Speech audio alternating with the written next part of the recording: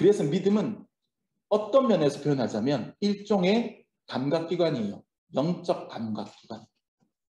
생물학적 감각기관들 있잖아요. 시각, 후각, 촉각, 미각 이런 것들. 그게 생물학적인 감각기관인데 저는 그런 생각을 해봤어요. 말씀 준비하면서 묵상합니다. 믿음도 감각기관입니다. 믿음을 통해서 우리가 하나님을 느끼고 하나님을 알고 하나님과 관계를 맺는다면 믿음은 우리 이 생물학적인 감각기관이 아니라 우리 영의 감각기관입니다.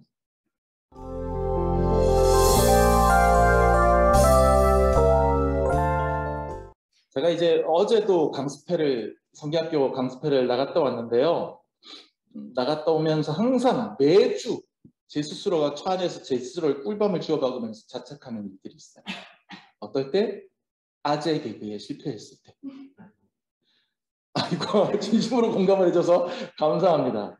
이건 진짜 킬링 파트다. 내가 이 얘기를 강의하다가 중간에 양념 삼아 툭 집어 던지는 순간 듣고 있던 청중이 자지러질 것이다 라는 확신을 가지고 탁 던졌을 때 이런 반응이 나오면 정말 쥐구멍이라도 있으면 들어가서 숨고 싶어요. 이상하다. 똑같은 얘기 지난번 강의 때 했을 때는 괜찮았는데 오늘은 왜 이러나. 이 양반들이 지역적인 차이가 있나. 그런 류의 아재 개그가 많이 있는데요. 이 아재 개그 중에 이런 것도 있습니다. 여러분도 많이 해봤을 거예요. 어제 시험 잘 봤어? 그러면 어떻게 대답하세요? 시험지는 잘 봤어. 그쵸? 시험 문제는 잘 봤어. 개인적으로 저 같은 아재는 진짜 이런 아재 개그 옛날부터도 많이 해봤고요. 들어본 적도 많아요. 이 짧은 언어 유희 속에는요. 본다 라고 하는 말에 대한 두 가지 의미가 들어있어요. 시험 잘 봤어? 라고 하는 질문 안에 등장하는 본다 라고 하는 동사는 단순히 눈으로 보는 것 이상의 의미를 가지는 표현이죠. 시험 문제 잘 풀었냐는 얘기예요. 그렇죠? 시험 문제 네가 아는 문제였냐? 아무리 100번 양보한다고 해도 잘 찍었냐? 그런 것까지 포함합니다.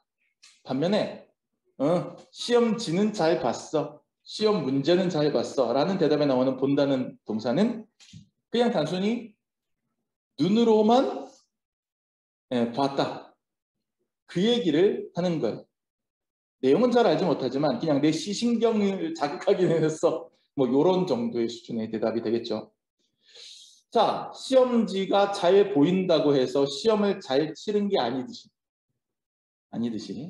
우리의 눈이 무언가를 본다고 해서 그것이 곧 내 지식과 내 경험과 나의 어떤 실존적 차원으로 무언가가 스며들거나 하는 건 사실은 아닙니다.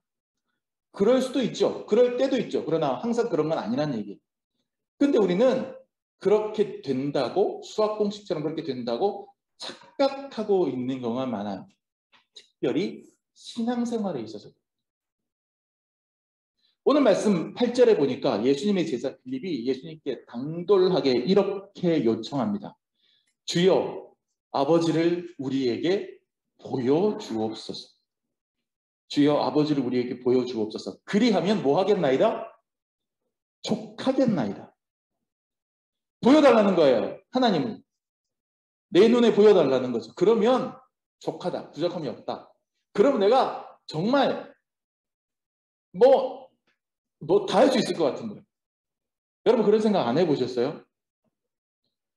저는 그런 기도 해봤는데 옛날부터도 어릴 때부터도 뭔가 내 믿음이 흔들리거나 의심이 들거나 어려움 당할 때 하나님 저도 뭐 좀 보여주세요. 뭐 어디 기도원 가거나 뭐 간증 들어보거나 여러분 누구는 뭐를 봤다는 둥 뭐 하나님이 예수님이 한상 중에 나타났다는 둥 뭐 천국에 가봤다는 둥 그런 얘기하는데 저도 좀 제 눈으로 그런 걸 좀 볼 수 있게 해주세요. 제가 보기만 했으면 절대 이따 그다음부터 의심 안 하고 하나님이 예수님이 죽으라면 죽고 이리 가라면 이리 가고 아무리 고난의 자리에 있어도 다 할 텐데 왜 그걸 안 보여주시나요? 그랬던 기도 했었어요. 저도.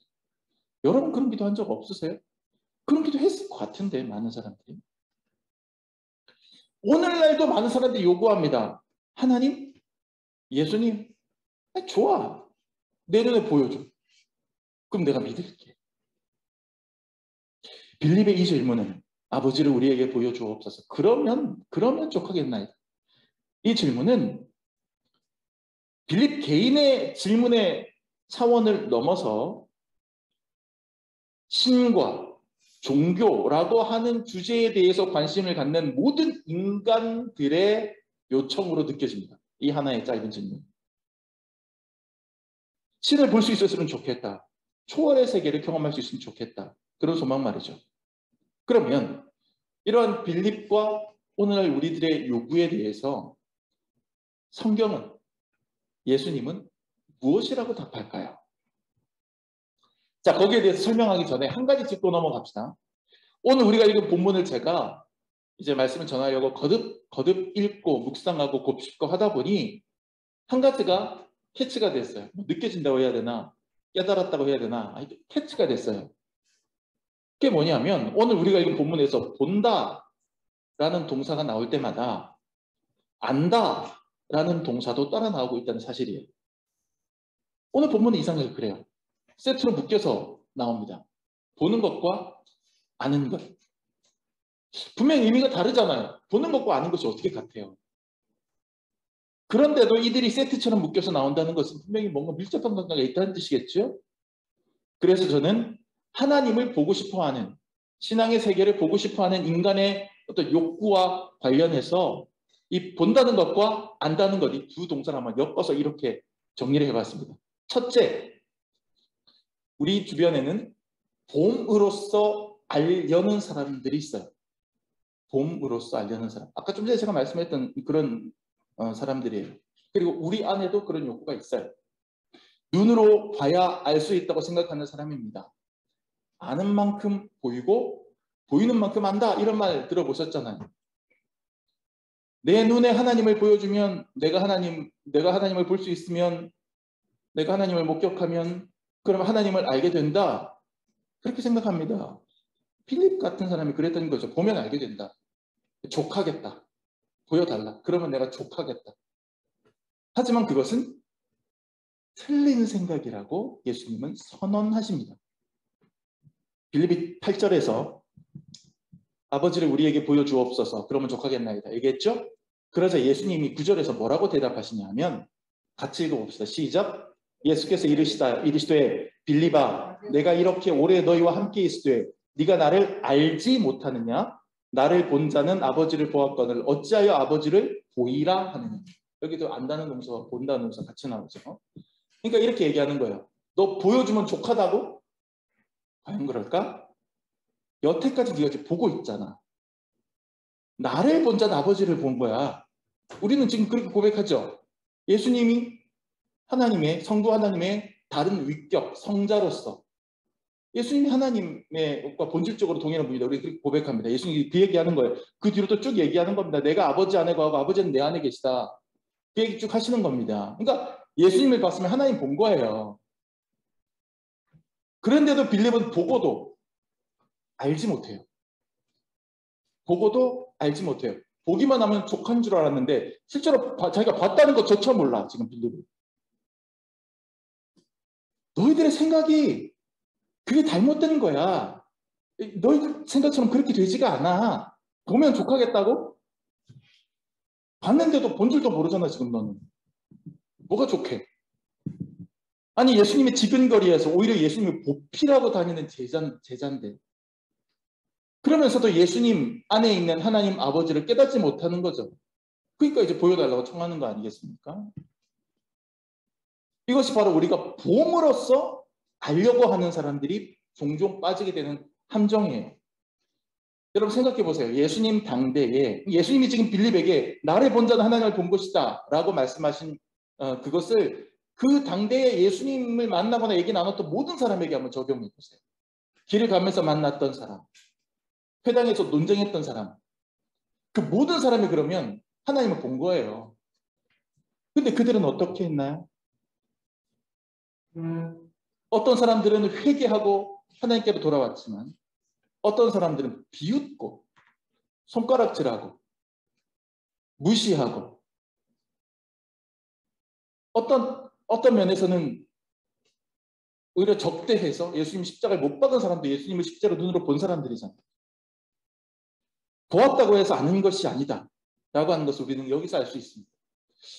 지난 1일에 5월 1일에 영국 가디언즈가 흥미로운 보도 하나를 해서 어제 그제 우리나라에도 이제 몇몇 매체들에서 보도가 됐는데 호주 서쪽에 샤크만이라고 하는 데가 있다네요. 예. 저는 안 가봐서 모르겠어요. 예, 샤크만이라는 데가 있답니다. 거기에 해안지대에 이름도 참 힘들어요. 포시도니아 오스트랄리스. 포시도니아 오스트랄리스. 메모하실 필요는 없어요. 뭐 중요하지 않아요. 포시도니아 오스트랄리스라고 하는 해초가 사는데 바닷속에 해초가 사는데 이 해초의 군락지가 얼마나 넓은지 이 해초들이 퍼져 있는 지역을 보니까 넓이만 200제곱킬로미터. 200제곱킬로미터라고 하니까 감이 잘 안 오시죠? 축구장 27,500개에 해당하는 면적이랍니다. 근데 연구진들이 과학자들이 뒤집어 자빠진 결과가 나왔는데 그게 뭐냐면 이 해초가 어디를 뜯어서 검사를 해봐도 유전자 정보가 동일하게 나온다는 거예요.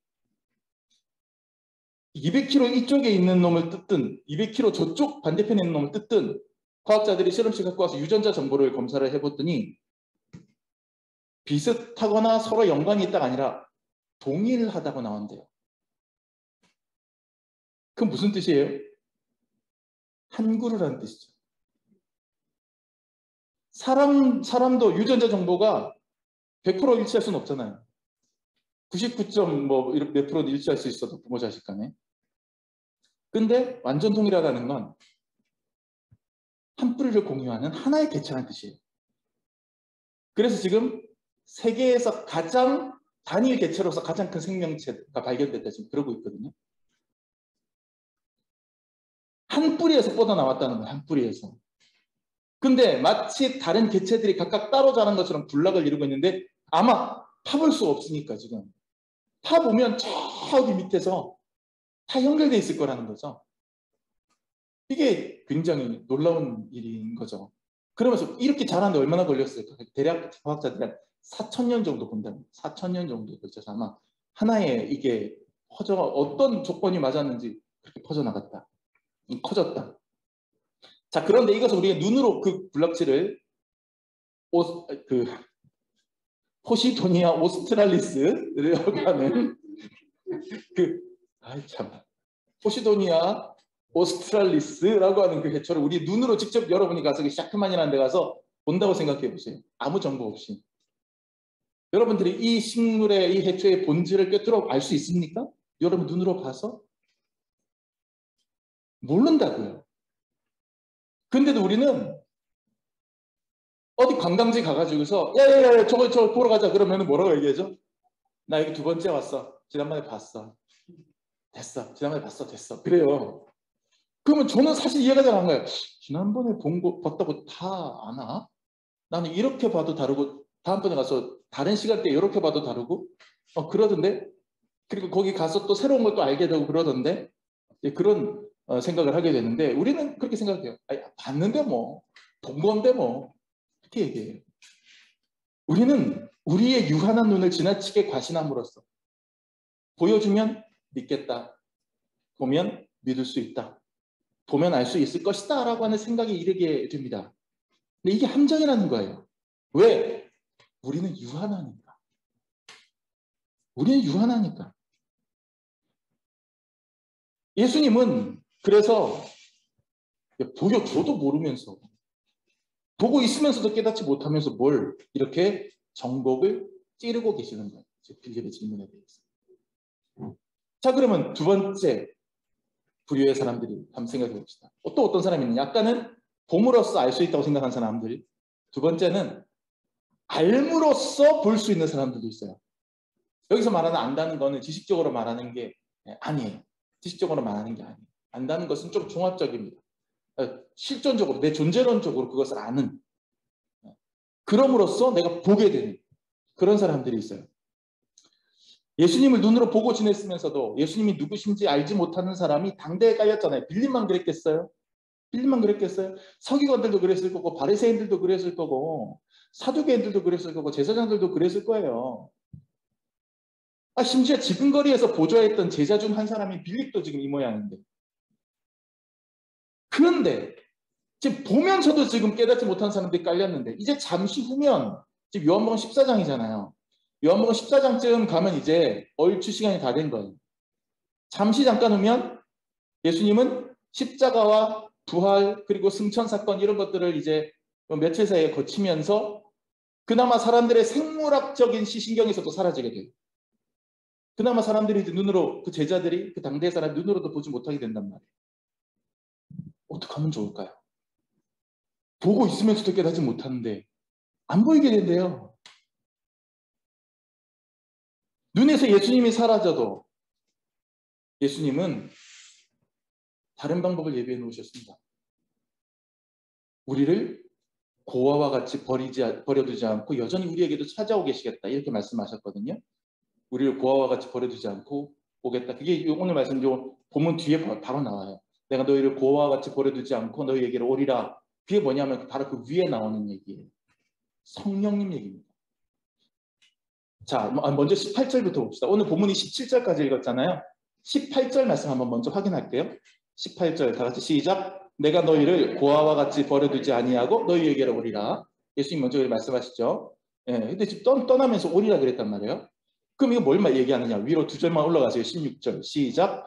내가 아버지께 구하겠으니 그가 또 다른 보혜사를 너희에게 주사 영원토록 너희와 함께 있게 하리니. 17절 읽읍시다. 그냥 그는 진리의 영이라. 세상은 능히 그를 받지 못하나니 이는 그를 보지도 못하고 알지도 못함이라. 그러나 너희는 그를 아나니 그는 너희와 함께 거하심이요 또 너희 속에 계시겠습니다. 자 보세요. 고아와 같이 버려두지 않고 너희에게로 오는데 어떻게 오느냐? 어떤 형태로 오느냐? 또 다른 보혜사. 또 다른 보혜사. 보혜사라고 하는 말은 여러 가지 의미를 가진 단어입니다. 영어로 헬퍼 이렇게 번역이 된 돕는 분이고요. 상담자고요. 위로자고요. 그리고 원어의 파라클레토스라고 하는 그 원어적으로는 법률적인 의미도 있어요. 변호인, 나를 변호해 주는 사람. 그런 여러 가지 의미를 가진 종합적인 단어가 보혜사인데 이것이 누구냐? 진리의 영, 우리가 성령이라고 부르는 분이에요. 성령님. 그 성령님이 오실 것이다. 근데 그분은 너희를 위로하는 분이고 너희를 변호하는 분이고 너희와 상담해 주는 분이고 너희를 돕는 헬퍼다. 그 말씀 지금 예수님 하시는 거죠. 자, 그런데 문제는 예수님은 눈으로라도 볼 수 있었는데 이 보혜사 성령님은 눈에 안 보인다는 사실이에요. 근데도 예수님은 그게 하나도 문제가 안 된다라고 말씀하십니다. 지금 이 말씀에서 눈에 보이지 않는데 하나도 문제가 안 된다. 그게 바로 우리가 지금 방금 전에 읽었던 17절에 나와 있어요. 17절에. 거기 보면 무슨 얘기가 나오냐면 세상 사람들은 이 성령님을, 보혜사 성령님을 볼 수도 없고 알 수도 없다. 그러니까 보이지 않는다는 얘기예요. 세상적인 눈으로 보면 보이지 않고 알 수도 없다. 여기도 본다와 안다 같이 나오죠. 볼 수도 없고 알 수도 없다. 당연하죠. 눈에 보이는 예수님도 거부하고 십자가에 못 박았는데 눈에 보이지 않는 성령님을 볼 영안인들 그들이 열리겠습니까? 영안이 열리겠어요? 그 눈에 보이지 않는 성령님을 알 지식인들 그들이 가질 수 있겠습니까? 그런데 믿음을 가진 제자들은 다를 수 있어요. 예수님을 사랑하고 믿는 사람들은 다를 수 있어요. 그들은 성령님을 알 수 있어요. 그러니까 이 세상은 그들을 알 수도 없고 볼 수도 없다라고 17절에 해놓고서 너희들은 다르다. 제자 너희들은 다르다. 너희들은 예수님을, 이 성령님을 볼 수 있다라고 얘기하지 않고 그냥 바로 알 수 있다라고만 끝내버려요. 볼 수 있다라고 표현하지 않고 알 수 있다고 표현하세요. 어떻게 알 수 있습니까? 너희와 함께 거하시고 너희 속에 계시는 것 너희들 알지 않는 거죠. 그러니까 우리가 눈으로 보지 않아도 느끼는 것들이 있어요. 눈으로 보지 않고도 아는 것들이 있어요. 여러분 심장을 한 번도 본 적이 없지만 엑스레이 아니면 의학적인 그런 사진으로 볼 수 있을지 모르겠으나 그거 굳이 하지 않아도 여러분 안에 심장이 뛰는 것을 느끼잖아요.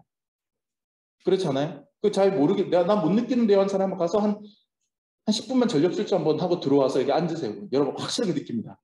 심장이 뛰는 것을. 보지 않아도 느끼면 알아요.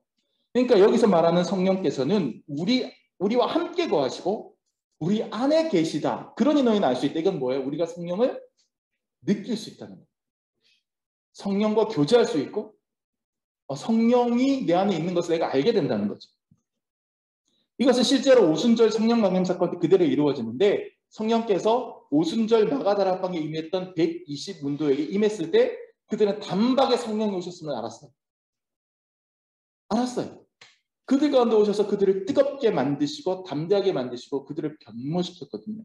두려워서 안에서부터 문걸어 잠그고 우리도 예수님처럼 잡혀가서 어떻게 될까봐 두려워 떨던 사람들이 성령 받자마자 발칵 문 열고 나와가지고는 저작거리로 나와서 사람들에게 복음을 전합니다. 확 달라져요.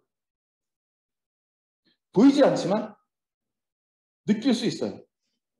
그런데 역설적으로 느끼게 되니까 내가 보여주게 돼요. 정말 그 역설이 있어요. 육체적인 눈으로 성령을 볼 수 없지만 영적으로 보면 불의 혀같이 갈라져서 임하는 그 성령의 역사를 보는 거예요. 그들은 눈으로 보기 전에 이미 성령을 알았고 그 알므로써 보게 되는 거예요. 여러분이 사랑합니다라고 말할 때 사랑을 눈으로 봤기 때문에 알아요? 아니면 사랑하는 마음을 알게 되었기 때문에 사랑을 가시적으로 표현하게 되나요? 후자 아닙니까? 후자 아니에요? 세상에는 눈으로 보아서 알게 되는 것도 있지만 내가 깨달아 또는 내가 알아 그 다음에 보게 되는 것도 있어요. 성령은 후자 쪽이에요. 저희 막내는요. 아내와 제 사이에서 밤에 잠들 때가 많습니다. 잠을 자면서도 아이는 엄마 품에 안기고 싶을 때는 본능적으로 내 왼쪽에 엄마가 있다는 걸 알고 엄마 쪽으로 기어가서 엄마의 품을 파고듭니다. 오늘 새벽처럼 아빠 팔베개를 하고 싶을 때는 오른쪽으로 대굴대굴 굴러가면 거기에 아빠가 툭 부딪힌다는 걸 알아요. 경험적으로. 가서 아빠 팔을 당겨서 이렇게 베고 눕습니다. 그런데 이때 아이는 눈을 뜨지 않아요. 잠에 취한 상태. 눈으로 보지 않아도 아이는 압니다. 느낌으로 압니다. 어느 쪽에 아빠가 있고 어느 쪽에 엄마가 있는지. 그리고 자기가 아는 그 느낌대로 아빠나 엄마를 취사 선택해서 아빠나 엄마를 취사 선택해서 거기에 가서 평안함을 누리게 됩니다. 눈을 감고도 아빠를 볼 수 있고 눈을 감고도 엄마를 느낄 수 있습니다. 우리는 하나님을, 성령님을 볼 수 없지만 느끼고 압니다. 지식적으로 안다는 게 아니에요. 저는 오바마 대통령을, 전 대통령을, 트럼프 전 대통령을, 그리고 바이든 현 대통령을 알아요. 하지만 그거는 그냥 머리로 아는 거예요. 그 사람만 나하고 아는 거 아니에요. 서로 아는 거 아니에요. 하지만 저는 우리 주민이를 알아요. 이건 머리로 아는 게 아니라 서로 아는 것이고 서로 관계를 맺는다는 뜻이에요. 성령님을 안다라고 할 때는 머리로 아는 게 아니라 성령님하고 서로 아는 사이가 되는 거예요. 그렇게 하면 볼 수 있어요. 손길을 볼 수 있어요. 이와 같이 눈으로는 안 보이는데 느낌으로는 마치 보는 것과 똑같이 아니 그 이상의 차원에 이르는 것을 이 신비한 것을 두 글자로 요약하면 뭐가 되는지 아세요? 믿음이 돼요. 믿음. 그래서 믿음은 어떤 면에서 표현하자면 일종의 감각기관이에요. 영적 감각기관. 생물학적 감각기관들 있잖아요. 시각, 후각, 촉각, 미각 이런 것들. 이게 생물학적인 감각기관인데 저는 그런 생각을 해봤어요. 말씀 준비하면서 묵상하면서. 믿음도 감각기관입니다. 믿음을 통해서 우리가 하나님을 느끼고 하나님을 알고 하나님과 관계를 맺는다면 믿음은 우리 이 생물학적인 감각기관이 아니라 우리 영의 감각기관입니다. 그래서 예수님께서는 하나님 보여주십시오. 아버지를 보여주십시오. 그러면 족하겠나이다 라고 하는 빌립에게 예수님께서 생뚱맞게 이런 말씀을 하십니다. 11절 다 같이 시작. 내가 아버지 안에 거하고 아버지께서 내 안에 계심을 믿으라. 그렇지 못하겠거든 행하는 그 일로 말미암아 나를 믿으라. 무슨 말씀인지 아시겠죠? 보여주십시오 하는데 예수님은 믿으라 그러고 있어요. 믿음입니다. 믿음. 눈으로 보는 것 이상의 특별한 감각기관이 우리에게는 있는데 영적인 감각기관이 존재하는데 그게 바로 믿음이라는 거예요. 눈이든 머리든 우리의 지식이든 뭐든 하여튼 우리가 가진 것으로는 초월의 세계를 설사 그것을 경험한다고 할지라도 환상을 통해서 본다고 할지라도 어떤 신비한 음성을 듣는다고 할지라도 그것을 다 수용하고 받아들일 재간이 없어요. 왜? 감각기관 하나가 인식했다가 하더라도 그것을 받아들일 그릇 자체가 안 돼요. 우리는 유한한 존재이기 때문에. 아니 우리 맨눈으로는 태양빛도 바라보지 못하잖아요. 그래서 하나님은 우리에게 유한함을 인정하고 우리의 눈이 우리의 머리가 받아들이지 못하는 것을 믿음이라고 하는 보이지 않는 더 훨씬 고차원적인 감각으로 받아들이라 이렇게 가르치고 계시는 겁니다. 신앙생활이라고 하는 것은 눈으로 확인하고 고개를 끄덕이는 차원을 넘어서야 되는 겁니다. 봄으로써 저절로 알게 되는 것이 절대 아니에요. 보여준다고 다 변화되는 인생을 살게 되는 것도 아니에요. 믿음이라고 하는 영혼의 감각기관을 활성화시켜야 돼요. 그래서 믿음으로 구원받는 거예요. 그 믿음을 통해서 먼저 하나님의 사랑을 알게 되고 믿음으로써 알게 되고 아이들은 아빠 엄마가 자기들을 사랑한다는 걸 너무너무 믿어요. 우리 아이들 확실하게 믿어요. 의심하지 않아요. 아빠 엄마가 나를 사랑한다.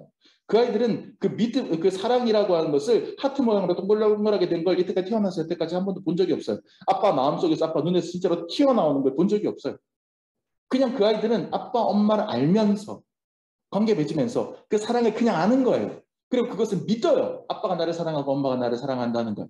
그런데 그 아이들더러 그려보라고 하면 하트를 그릴 수 있어요. 보는 것처럼. 이것이 알므로써 보게 되는 것이고 그것을 가능하게 해주는 감각기관이 믿음이라고 하는 것이라는 거죠. 이해가 되시죠? 성령님은 그런 분이에요. 우리 눈, 우리 이성, 우리 오감을 뛰어넘는 분, 믿음으로 마음의 문을 열면 비로소 느끼고 알게 되는 분. 그래서 역설적으로 우리의 눈이 이성으로 오감으로도 느끼게 되는 분. 그분이 성령입니다. 오늘 무슨 날이라고요? 성령강림절. 성령강림절. 예. 예수님 승천하시고 나서 오순절에 딱 이르렀을 때 제자들이 승천하신 예수님을 생각하면서 모여서 기도하고 있을 때 마가다락방에 이렇게 성령이 임하셨어요. 성령께서 임하셔서 사람들을 변화시키고 그 자리에서 최초의 우리 기독교회, 예루살렘 교회가 탄생하게 되는 겁니다. 생일이잖아요, 우리는. 그렇죠? 작년에는 그래서 케이크도 자르고 그랬던 것 같아요. 제 기억이 맞는지 모르겠지만. 그렇죠? 눈에 보이던 예수님이 떠나셨어요. 그 다음에 눈에 보이지 않는 성령님을 경험한 날이에요. 성령님자를. 봄으로써 아는 게 아니라 알므로써 비로소 보게 된 날. 근데 그 눈에 보이지 않는 성령님을 경험하는데 이상하게 눈에 보이는 것처럼 느껴져요. 불의 혀같이 갈라지는 보이는 것처럼.